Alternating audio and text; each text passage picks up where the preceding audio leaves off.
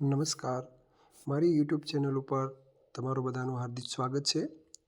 તો જો કોઈ પહેલી જ વાર આ વિડીયો જોઈ રહ્યા હોય તો સબસ્ક્રાઈબ કરવાનું ભૂલતા નહીં.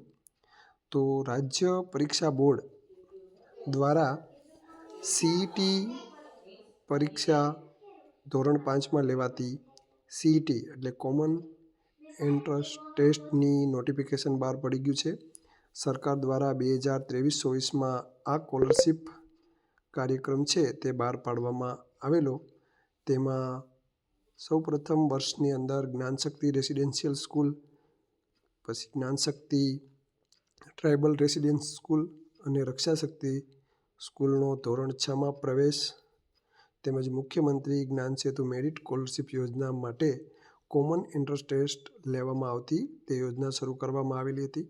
તો 2025-26ની અંદર તો Gujarat state tribal education society હસ્તકની શાળાઓ એટલે એકલવ્ય મોડલ રેસિડેન્સી સ્કૂલ એટલે કે EMRS અને સૈનિક શાળામાં પણ આ જ કોમન એન્ટ્રન્સ ટેસ્ટ પરીક્ષામાં મેરિટમાં સમાવેશ થયેલ છે. તો આદિજાતિ ધોરણના ધોરણ 6માં વિદ્યાર્થીઓ પ્રવેશ આપવામાં આવશે આ જ પરીક્ષા દ્વારા, તેની કોઈ અલગ પરીક્ષા લેવામાં આવશે નહીં.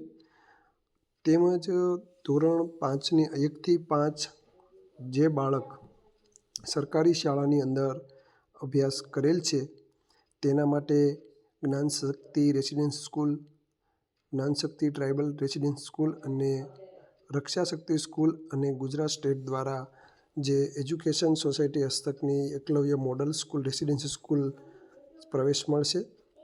અને ધોરણ 6માં પ્રવેશ મુખ્યમંત્રી જ્ઞાન સેતુ મેરિટ સ્કોલરશિપ છે તે યોજના અંતર્ગત કોમન એન્ટ્રન્સ ટેસ્ટ મેરિટના આધારે ધોરણ 6થી 12 સુધી જો આ પરીક્ષાની અંદર પાસ થઈ જાય અને મેરિટમાં બાળક આવી જાય તો તેને 6થી 12 અભ્યાસ માટે જ્ઞાનશક્તિ મેરિટના આધારે સ્કોલરશિપ આપવામાં આવશે.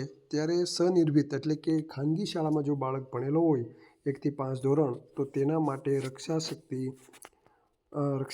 સ્કૂલ છે તેમાં 25% બેઠક ઉપર તેને પ્રવેશ આપવામાં આવશે. આ વર્ષની અંદર તેનું નોટિફિકેશન બહાર આવી ગયું છે. તો પરીક્ષાની તારીખ છે 22/3/2025 શનિવારના રોજ. ફોર્મ ભરાવવાનું 7/2/2025થી લઈને 19/2/2025 સુધી ફોર્મ ભરી શકાશે. પરીક્ષા ફી કોઈપણ પ્રકારની પરીક્ષા ફી આપવાની નથી. પરીક્ષાની તારીખ 22/3/2025ને શનિવારે લેવાશે. આ ફોર્મ છે તે શાળા કક્ષાએથી સ્કૂલ એટેન્ડન્સ ગુજરાત.in ઉપરથી પરીક્ષા અપાશે અને ફોર્મ ભરાશે. અને તેની અંદર બાળક છે તેનું કોઈપણ ડેટામાં ભૂલ નથી, તે જેના વર્ગ શિક્ષક દ્વારા તો એના કોડથી તે ખોલી શકશે અને તેમાં શિક્ષક ન હોય તો બીજા શિક્ષક દ્વારા પણ તે ખોલી શકાશે.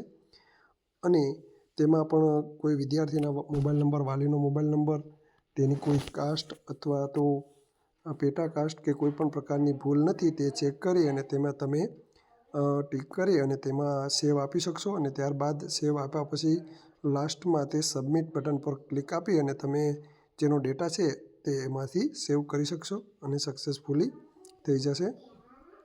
તો આ ફોર્મ છે તેના માટે બાળકનું જે ફોર્મ ભરાઈ જાય ત્યારે તેની પરીક્ષા છે તે બાળક આપી શકશે.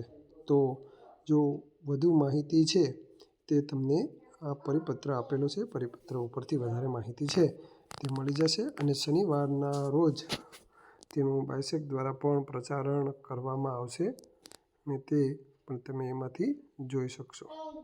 નમસ્કાર.